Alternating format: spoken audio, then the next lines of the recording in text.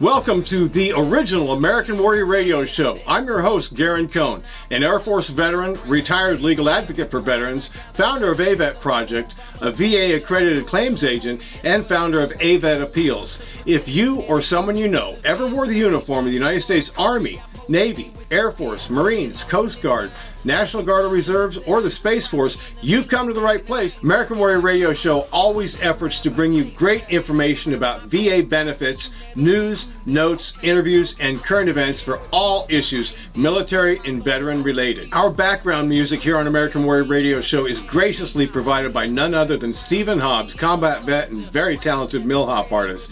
Let's get right into the heart of the matter.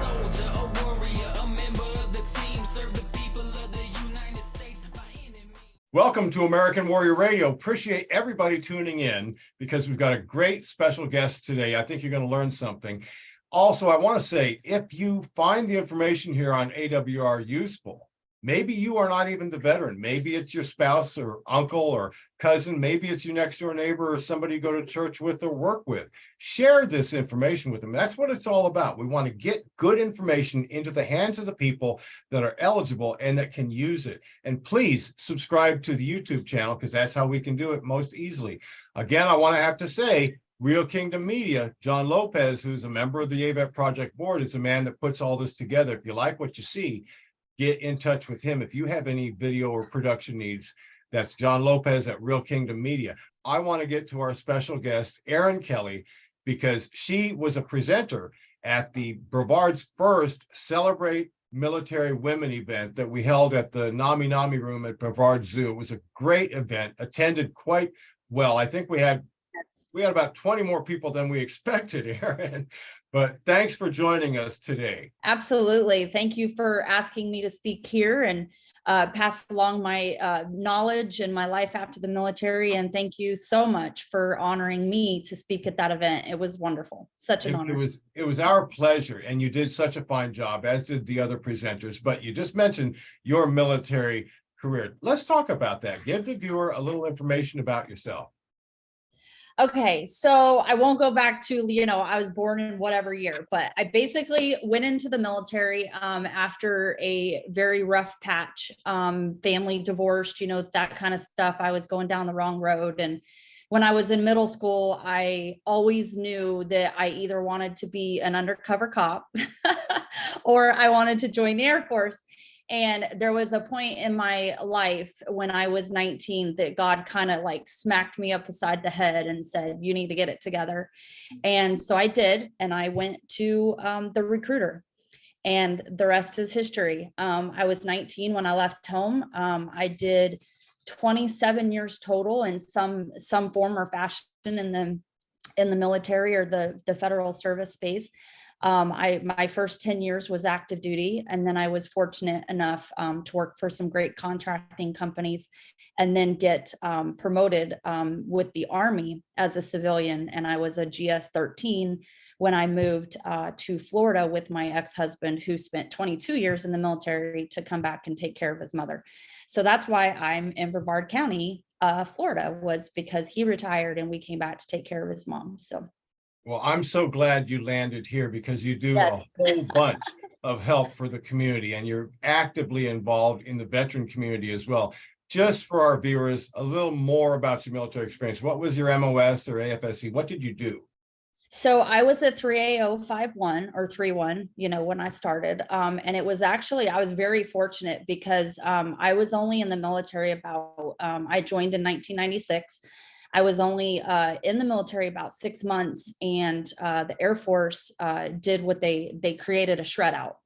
And so they came to me and they said, hey, do you want to stay in the office administration career field, or do you want to branch over into the IT career field, which was like a shred out of the 3 COs.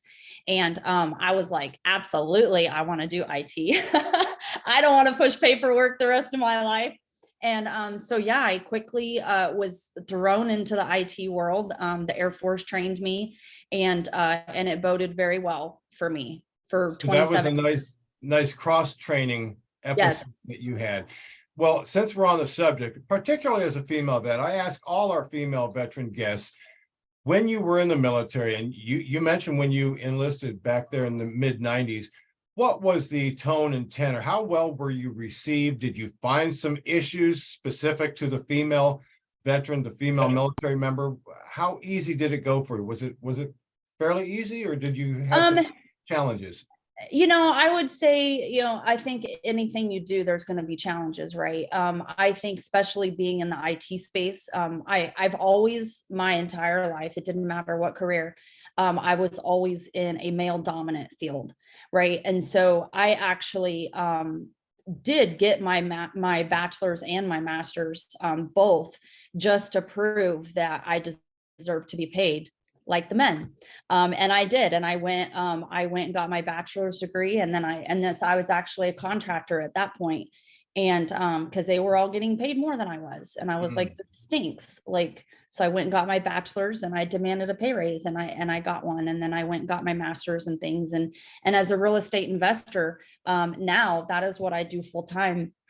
I'm constantly, arguing with contractors. They're like, you don't know what you're talking about. You don't know this. Because you're a woman, right? You can't. I'm a woman, right? But it is funny. My mom recently came, and I was talking to my contractor, and she's like, wow, he didn't have much to say after what you told him. And I was like, hey, I'm writing the checks. You're gonna do what I tell you to do. But it's always been a challenge in both my military career and even now. So do you get the sense that there's more parity, or it's coming along? We've come a long ways, probably from the mid 90s when you first engaged with the military, but as you have gone through your career, are we getting better at that? Recognizing I think we are. Abilities? Yeah, I think we are. In fact, I didn't even realize when I went to the luncheon why we were doing it on that day, until I think you had said, what was it, the 74th year where they allowed women to be in the military. So for me, that was kind of great to celebrate, our first event 75 years later. I think it's definitely gotten better. I think it's always going to be a challenge in certain career fields, security forces, CE, things like that. It's, obviously male dominated in the past. Yeah. So you had to be a pioneer in the IT industry. I sure tried. Yeah, well, I'm sure you had a positive impact, and hopefully others will learn. As Kim and I travel the world, we see how little regard a lot of these foreign populations have for women. And here in the United States, to see things getting better, it warms my heart, because honestly, I think women have so much to offer, and you're so much more in tune with some of the parts and pieces of life in general. Maybe you're a little more emotional. Maybe that's where a man has an advantage. We're not as emotional. We're more, but I think with it brings a whole lot. Let's talk about one other thing that you participate in, and that's the AVET Project's PR&R, Project Recuperation and Reintegration Retreat. We held one last November on Veterans Day. It was a cruise over the Bahamas. What was your experience? Tell me a little bit about that. Oh my gosh, I am a lifelong member. If I can sponsor rooms so that I can go, or just go, I sponsored a couple of rooms with another veteran that I'm very good friends with. And for me, I learned so much, because I've been out of the military since 2004. And so I learned things on that cruise that I had no idea, about, like what you and Kim do, about the mental health services that you guys offer or partner with, just how to do your records and stuff. And I'm actually struggling right now with the VA. I'm currently trying to get a second opinion referral to the Mayo Clinic, because the VA's basically said, well, we've done everything we can to help you, and my quality of life sometimes really sucks, and I just have to deal with it and move on. But yeah, so to learn that those resources are available, I think that cruise was phenomenal. And I look forward to it. Brought something to mind here, and that is Prestige Medical. Leah Burkholz, who's also a military, she's on active duty in the reserves, but she's a veteran as well. She provides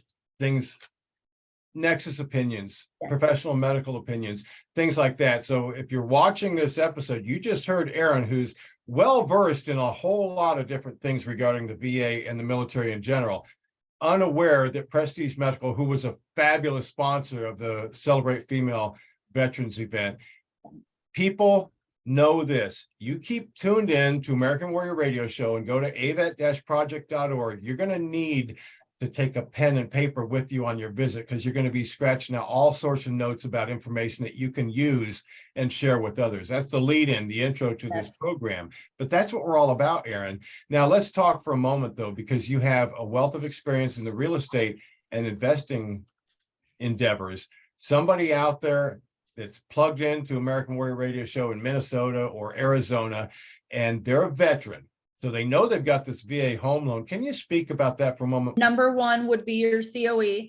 And if for some reason they can't find it on their own, they can go to a certified mortgage lender like Elizabeth Cassidy, and she can pull that for them.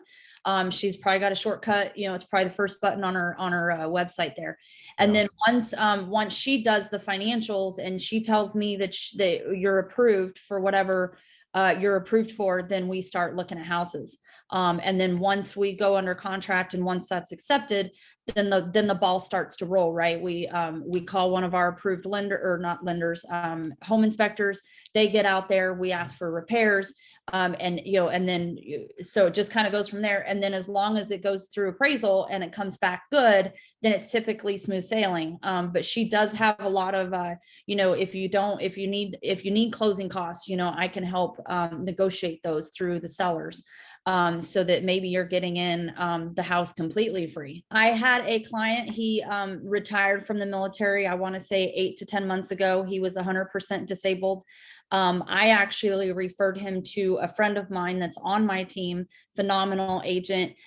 She brought him to close, but at the end, he got a beautiful home for his daughter, him and his daughter. They got a brand new roof, a new electrical panel because it came back on inspection that there were issues.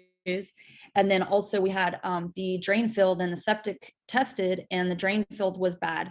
So not only did he have no money down because he was using a VA, he got all like $8,000 or $9,000 in closing costs covered by the seller. Now, sometimes that doesn't work, but it did in this case. He got a new roof, a new electrical panel, and $10,500 check to replace the drain field. And he closed last Friday. Wow. Talk about peace of mind. I mean, he's got to be living high right now. He's on cloud nine, I'm sure.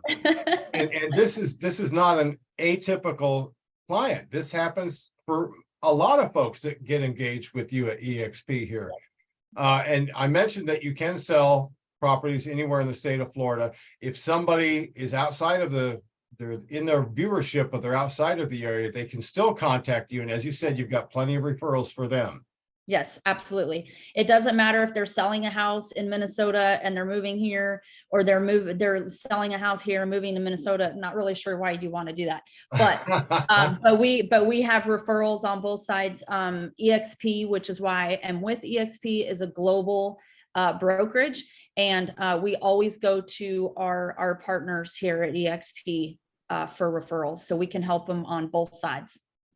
Well, Erin, it's always a pleasure talking with you, and thank you so much for your involvement with the AVET Project and attending one of the PR&R retreats and being a speaker at the Female Veterans event. That was just wonderful. Is there anything in closing that you can just kind of gift our viewership with regarding the VA and how you can make it work for them? Well, for VA, definitely reach out to AVET and you guys and utilize you, because you're doing an awesome mission here for the veterans here locally and abroad. And then also working with veteran friendly, real estate agents, lenders, inspectors, all that stuff is just going to make your life a lot easier. And we're here for you. Next subject with Erin Kelly of EXP Realty, investing. Tell us a little bit about that. Give us the flyover on that. Okay, so the 30,000 view is, we can also help. Let's say you have a house in Minnesota and you want to rent it so that you can move here. We can help with that transition. If you have a house here and you get orders, we can help you with that. We have property management not through EXP, but through another partner brokerage that I used to work for.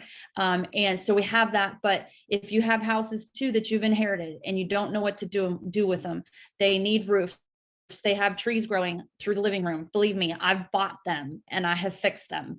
So if you have any problem properties, let me know and I'll help you navigate through that as well. To where it can become a benefit for them. Yes, Exactly. absolutely. Well, Erin, thank you so much for all you do in your continuing to help veterans and military. And I know anybody out there in American Warrior Radio Show land, the website's ticking right along here. Get in contact with her. Thanks again for joining us on American Warrior Radio today. Thank you. God bless. God bless you. And all you out there, don't forget, thank AVET.